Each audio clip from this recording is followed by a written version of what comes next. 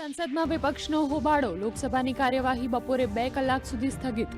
અધ્યક્ષ ઓમ બિરલાએ સંસદીય નિયમોનું પાલન કરવા વિપક્ષને કરી ટકોર. તો રાજ્યસભાની કાર્યવાહી 4 ઓગસ્ટ સુધી કરવામાં આવી સ્થગિત.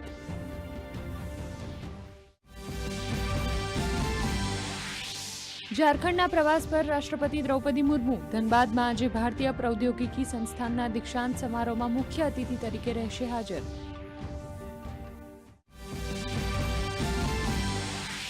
બિહારમાં બહાર પડાયું ડ્રાફ્ટ વોટર લિસ્ટ. મતદારો 1 સપ્ટેમ્બર સુધી નોંધાવી શકશે ફરિયાદ.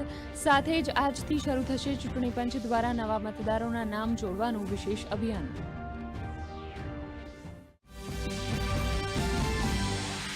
બિહારના મુખ્યમંત્રી નીતિશ કુમારનો નવો મહત્વપૂર્ણ નિર્ણય.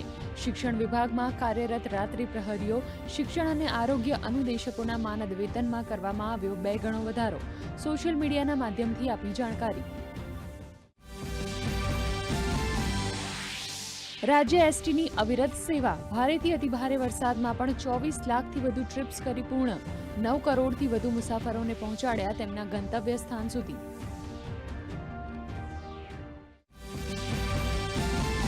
આજે વર્લ્ડ લંગ કેન્સર ડે. ફેફસાના કેન્સરની સારવાર માટે ગુજરાત બન્યું રાષ્ટ્રીય કેન્દ્ર. 5 વર્ષમાં 4,397 દર્દીઓને મળ્યું જીવનદાન. પીએમજેવાય મા યોજના હેઠળ ફેફસાનું કેન્સર ધરાવતા 3,256 દર્દીઓને મળી સારવાર. જીસીઆરઆઈ એટલે કે ગુજરાત કેન્સર એન્ડ રિસર્ચ ઇન્સ્ટિટ્યૂટે સમયસર તપાસ અને તમાકુ છોડવા કરી અપીલ.